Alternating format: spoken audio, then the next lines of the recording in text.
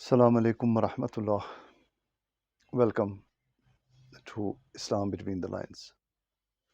My name is Farooq. This is our second episode of this second series on the topic of imperative of investment. In the first episode, we have seen that in Islam, commercial activity is not something optional, it's absolutely compulsory. We have also seen that Islam vehemently maintains that investment brings peace. Peace does not bring investment. Our discussion is, however, focused on our spending as investors as well as consumers. There's a good deal of difference between these two types of spending. Spending by a consumer is sadaqah, while that by an investor may not always be sadaqah. While goods and services are consumables for a consumer, the same may be raw material for an investor. Role of consumption in economic well-being can be hardly overstated. In times of recession, when consumption is needed the most, we the modern enlightened people cut on it only. The old Quran, on the contrary, has once for all anointed the consumption by inspiring its believers in these words: let the man of abundance spend from his abundance, and he whose means are restricted may spend from what Allah has given him. Allah does not burden anyone beyond what He has given him. Soon Allah will give ease after hardship. Quran chapter 65 verse 7. This shows that even a man of very little means must not fail to spend. The purport of this verse has been stretched to the limits by two statements of the Prophet. One is that Allah the Blessed and High has said, O son of Adam, spend, I'll spend on you. Sahih Muslim chapter 12, hadith number 45. The other is that there is not a day when the servants of God wake up, but two angels descend, and one of them says, Allah replenish him who spends, and the last of them says, Allah spoil him who withholds. Sahih Muslim chapter 12 hadith number 73. Sahih Bukhari chapter 24 hadith number 45. A general obligation cast on every Muslim is to ordain others what is known or understood, and forbid what is unknown or unclear.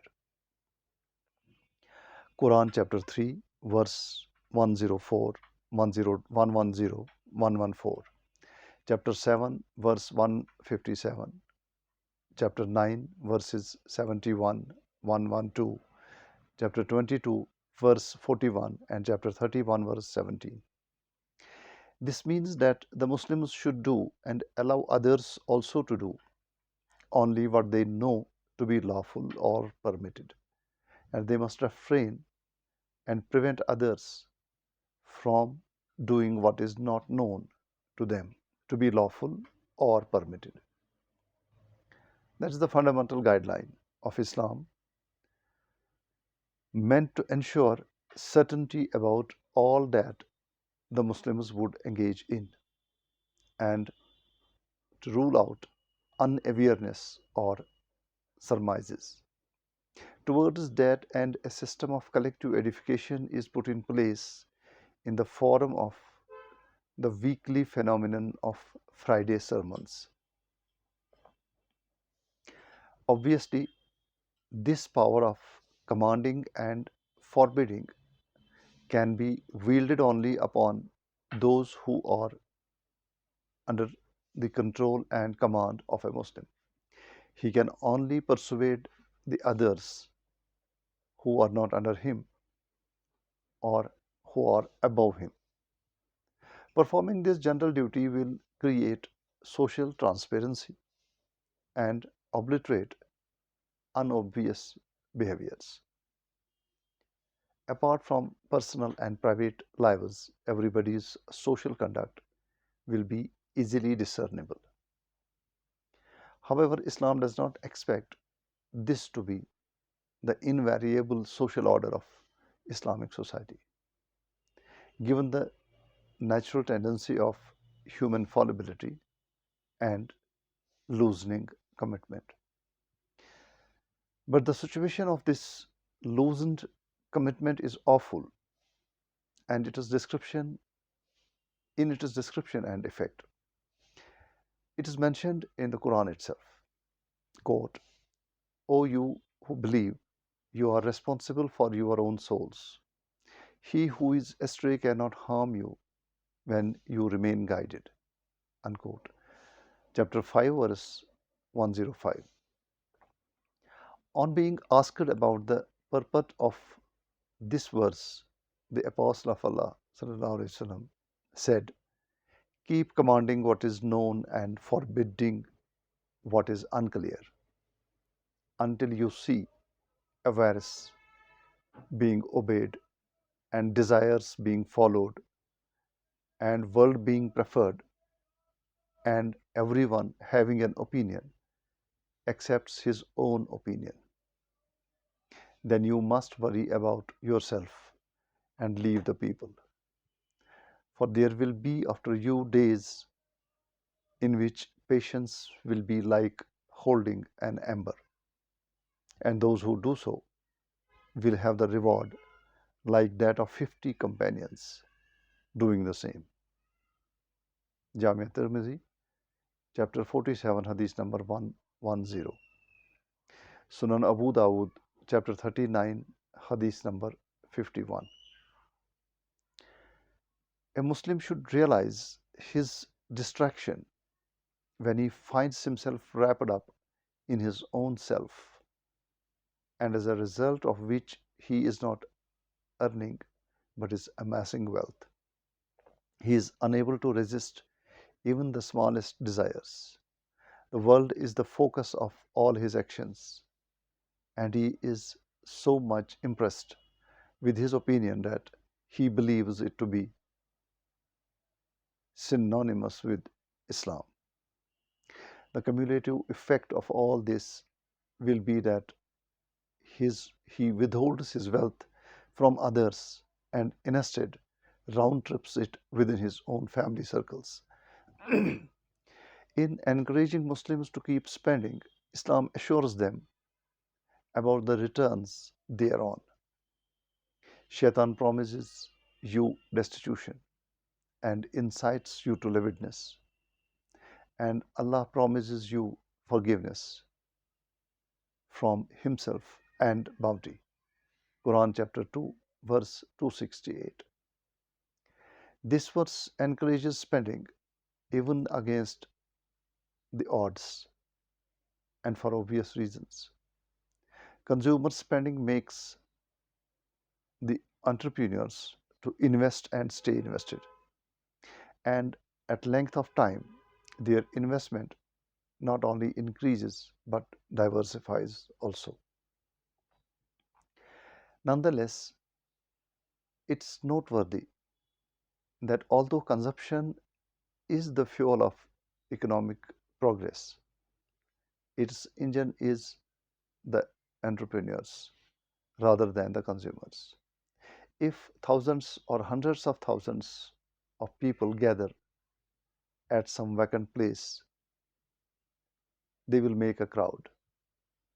But if just a handful of entrepreneurs set up their shops at some place, it becomes a market, even if it is not visited by hundreds of people. During the process of investment, there is always a scope for error, negligence, omission, and complaisance at one or the other stage, and the result is some amount of loss. For fear of such loss, anyone may prefer to stay safe and take no risk at all. But Quran dispels this apprehension and demolishes its psychological barrier by identifying the real culprit of shaitan deluding us against spending, and also inciting to lewdness so that we do not reassess his counsel and come to reject it. He inflates the fears that the investment shall fail and ruin the investor, and lures with lewdness in order to prolong this false scare. On the contrary, Allah's forgiveness promises to wipe out all errors of judgment we might make in an investment, and His promise of bounty assures gains from the investment in spite of our mistakes. So, all that we have to do is to use our wealth and skill to do business with due diligence at our levels. Its success is divinely guaranteed. This may sound more or less redundant as Muslims and non Muslims alike have been already spending their wealth and investing their capital, which are the causes of the world's economic bustle. Well, our economic progress is abysmally non inclusive. The class of super rich people remains super rich, and the general masses remain average and below average.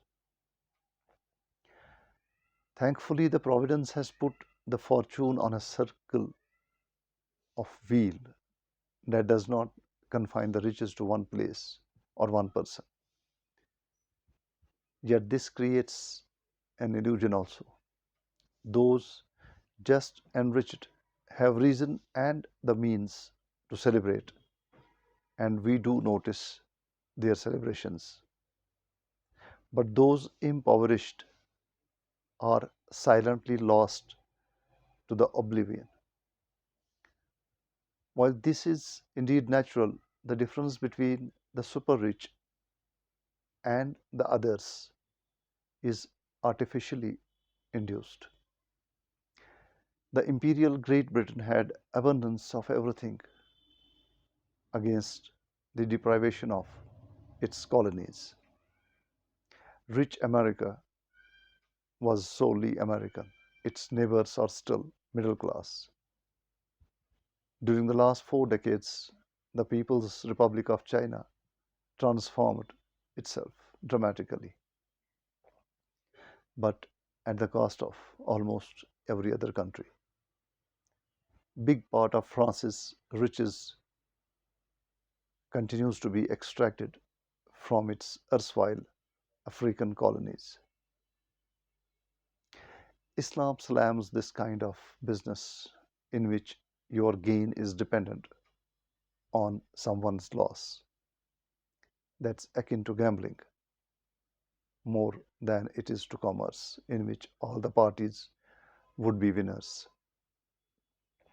This type of spending is not advocated by Islam, which calls its believers it unbelievers spending and likens its havoc to a regressive nipping frost. Quran says what they, the unbelievers, spend in the life of this world may be likened to a wind which brings a nipping frost. It reaches and smites the harvest of a people who had wronged themselves. It's not Allah who has wronged them, but they wrong themselves. Chapter 3, verse 117. In the present world, order. This is equally true of most of the believers' spending because that too is happening on the same lines. The people who lose to this wrong spending are both Muslims and non Muslims alike. Importantly, this verse does not spare them either from their share of the blame. While denouncing the unbelievers' improper spending, this verse fairly deprecates the affected people also for their contributory wrong of accepting such investment. They are not portrayed as victims but as the other wrongdoers. What follows from this is that the economic inequities ought to be remedied, not acquiesced. While rejecting the wrong investment, Islam has simultaneously presented it a strategy of proper investment and has verbalized the same in the form of a small story of the King David or the Prophet Dawood alayhi salam in just 4 verses of the Quran. Thus,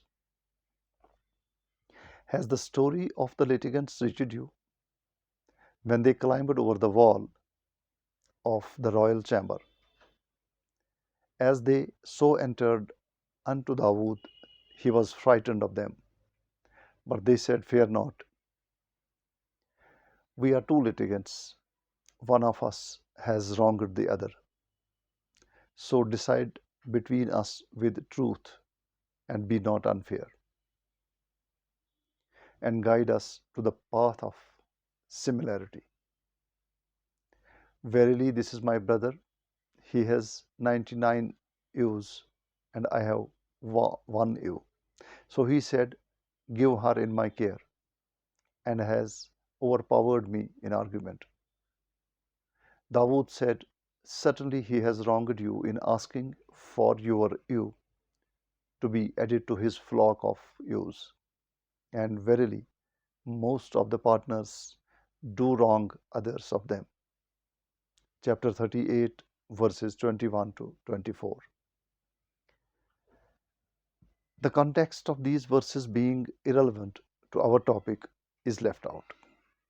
For our discussion, the significant points touched in these few lines are the following. 1. The two persons in the drama were business partners who happened to disagree on an economic proposition. 2. In spite of their economic dispute, they remained like brothers rather than adversaries. 3. Cause of the dispute was the uncertainty about the correctness of a business proposal.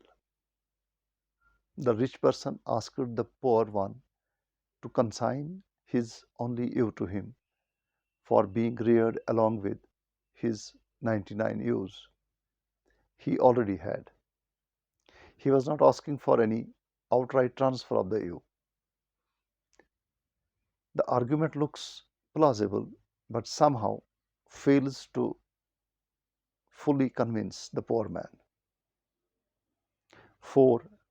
As the issue is economic one and the proposal might be regressive instead of being progressive, they did not proceed without clarity, for which they together go to their ruler for arbitration and guidance.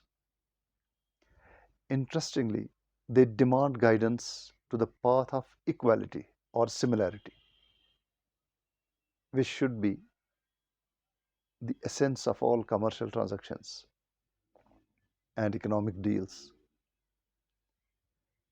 5. The two litigants dare to climb over the wall and intrude directly into the king's chamber, breaching all security and protocol. And this awful conduct of theirs is not condemned by Quran, The reason is that they are industrious, brotherly partners, and economically thoughtful. The appreciating Prophet Dawood gladly listens to them and guides them also. So, Islam expects the rulers not only to be enlightened and knowledgeable enough to be able to guide the people on legitimate dealings, it also puts them at round the clock service of the entrepreneurs. The leaders can never have no time for the entrepreneurs. With this standard of service demanded from the superior leaders themselves, the level of the bureaucratic service can be better imagined than described. Entire government has only the duties of facilitation to perform. Bullying and exploitation are manifestations of the pseudo powers asserted by the corrupt against the real performers.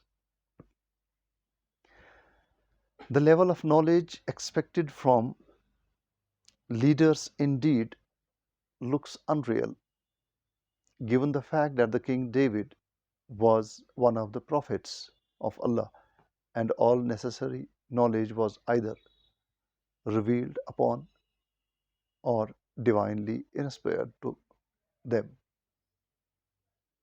This is simply impossible for the ordinary people, however sincere and educated they may be. But that's not to say that the level of this standard should be brought down. The Caliph Umar has shown the way to maintaining this standard and living up to it in public life. Ibn Abbas narrated that Uyayna came and stayed with his nephew Hur bin Qas, who was one of those whom Umar used to keep near himself, as the Qura, the learned man knowing Quran by heart, were the people of Umar's meetings and his advisers, whether they were old or young. Uyayna said to his nephew, O son of my brother, you have an approach to this chief, so get for me the permission to see him. Hur said, I will get the permission for you. Ibn Abbas added that Hur thus asked the permission for Uyayna, and Umar admitted him. When Uyayna entered, he said, Hey, son of Al Khattab, by Allah, you neither give us enough nor judge us fairly. On this, Umar was furious and would harm him. But Hud said, O chief of the believers, Allah has said to his prophet, adopt pardon and enjoin what is good and avoid the ignorant. And this is one of the ignorant. By Allah, Umar did not overlook this verse, 199th of chapter 7, when it was recited to him, and followed what was in the book of Allah. Sahih Bukhari chapter 65, hadith number 164. Thus, in spite of being himself so much versed with the Quran and hadith, Umar used to take regular assistance from the Qurans and be guided them by them. What mattered for him was not his right or authority to rule, but the duty to rule right. Coming back to our issue of right kind of investment, we see that Dawood decreed that the rich one of the two disputants before him was wrong in asking the poor person for his loan due. That means Islam does not endorse a big investors invitation to a small investor to invest with him. In other words, Islam asks the big investors to invest with the small investors. The reason is that the flow of capital from the rich towards the poor conforms to the natural setting of the things, and that always facilitates the coexistence. We may liken a rich person to a big hot metal body and a poor person to a small cold one. Should we allow some of the heat of the big hot body to flow naturally into the small cold body? We will also allow them to stay together, or in other words, to coexist in peace. This flow of energy will automatically stop once the temperature of the two bodies equalize. As the small body will be energized to do its work and generate its own heat, it will share the same with the big body just because of its being in contact with that. On the contrary, while we want the small cold body to part with its little heat in favor of the big hot body, the first thing we have to do is that we have to separate or alienate the two bodies. Or to put it differently, we have to deny them the natural peaceful coexistence, because otherwise the heat will flow against our wish. The more we drain the poor and augment the super rich, the more we have to drive them apart.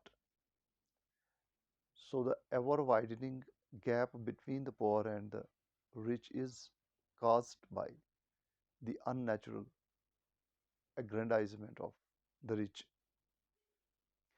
It is this inverse spending of the rich that the Quran has likened to a nipping frost that destroys the crops. Chapter 3, verse 117. It needs to be clarified that the right kind of investment is not to be deemed as equivalent to charity. Charitable zakat is not meant for economic growth, for the simple reason that the amount of charity is determined by the donor's will or the liability, while as the quantum of any investment is determined by the cost of the venture. So, we conclude this second episode with my best wishes as usual for improvement in the social media, which afford free global platforms to everyone without any fear or favor. Thanks for watching.